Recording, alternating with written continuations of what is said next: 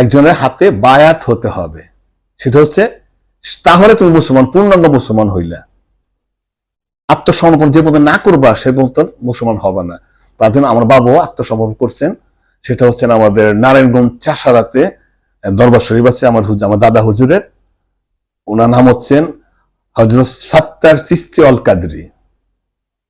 ওরা রওজা শরীফ ওখানে আছে, রেল লাইনের সাথে, চাষারা মোচরে রেল লাইনের সাথে তার বিরাট। ওখানে আমার আব্বা আধ্যাত্মিক এবং তার গুরু আমাদের দাদা পীর হযরত সাত্তার চিশতি অল কাদরি, আমি তাকে দেখছি, আমাকে আল্লাহ দেখাইছে। মানে এই মতো নূরের চেহারা আমি কখনো দেখি নাই। যেমন দাদা পীর ওখানে বৈশা কিভাবে জানলেন যে সে কি কইরাইছে, তার যে উলিরা যে সব জানে।